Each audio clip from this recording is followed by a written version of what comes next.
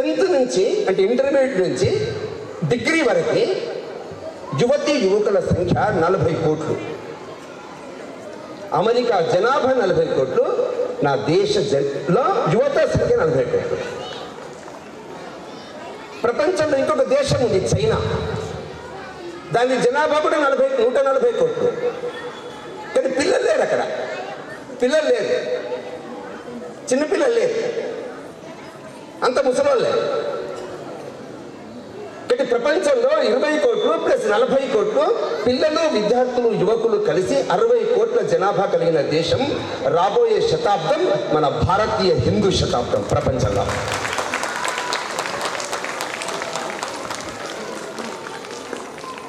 మీరు ఈరోజు పిల్లల యొక్క డ్యాన్స్లు చూడడానికి వచ్చారు, ఉపన్యాసం వినడానికి రాలే, నాకు తెలుసు. కాకపోతే మీకు తెలుసు ఏమని, ఈ మైకి పట్టుకుంటే వదిలిపెట్టడం తెలుసు మీకు, అది కూడా తెలుసు. కానీ ఏం చేస్తాం, భరించాలి కదా. అంటే పిల్లల కోసం మీరు వచ్చారు కదా, ఇట్లా పిల్లల కోసం బ్రతికే కుటుంబాలు దేశంలో, పిల్లల కోసం. ప్రపంచంలో మరి కుటుంబాలు లేవా వేరే దేశాల్లో? చైనాలో కుటుంబాలు ఉన్నాయి, జపాన్లో కుటుంబాలు ఉన్నాయి, కానీ కోట్ల కుటుంబాలు భారతదేశంలో. మరి అమెరికాలో కుటుంబాలు లేవా? ఫ్రాన్స్లో, జర్మనీ దేశాల్లో కుటుంబాలు లేవా? అక్కడ కూడా ఉన్నాయి.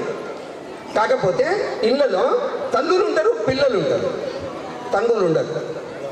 మీరు అడగొద్దు ఎటు పోతారు సార్, మళ్ళీ ఇప్పుడు రావాలి అక్కడే అటే పోతారు సార్, ఇవన్నీ మనకి ఎందుకు చెప్పండి, అది వాళ్ళ సంగతి, వాళ్ళ ప్రాబ్లం అది. కానీ తండ్రులు ఉంటారు, తల్లులు ఉంటారు, పిల్లలు ఉంటారు, తండ్రులు ఉంటారు.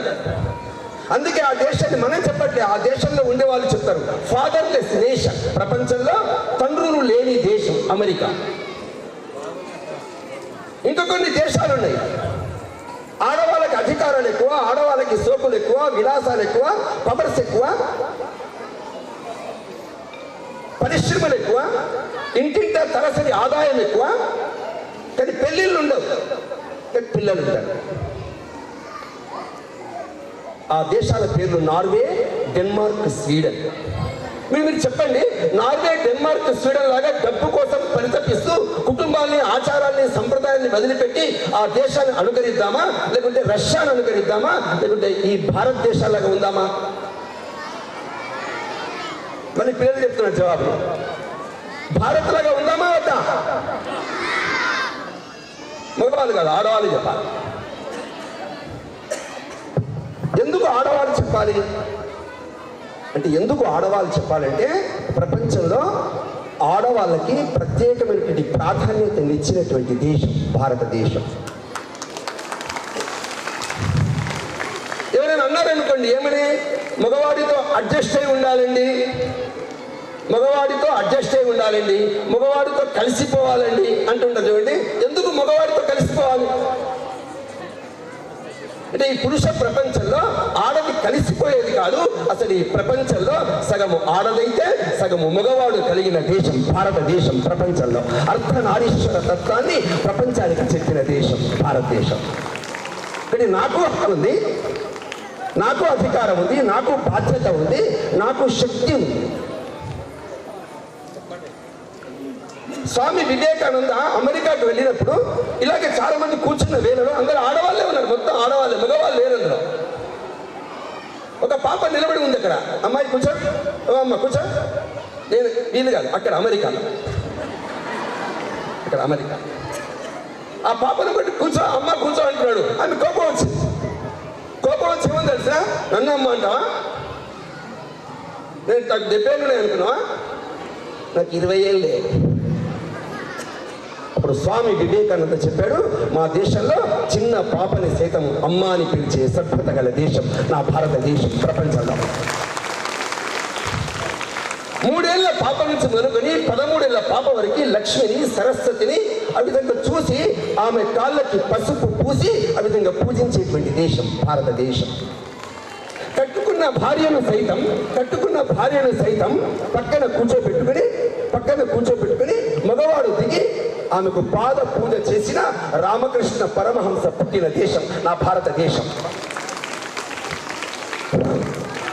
ఏదైనా చెయ్యి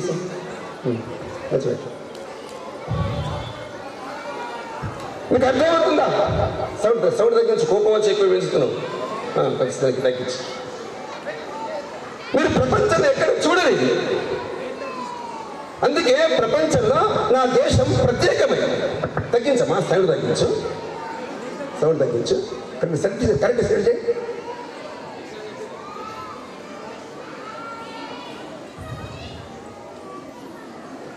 ఆడది అంటే అందం, ఆడది అంటే అందం, ఆడది అంటే సహనం, ఆడది అంటే కష్టాలు వచ్చి భరించిన ఆ భరించేటువంటి స్థితిలో ఉండే గాంభీర్యం అమ్మ అంటే.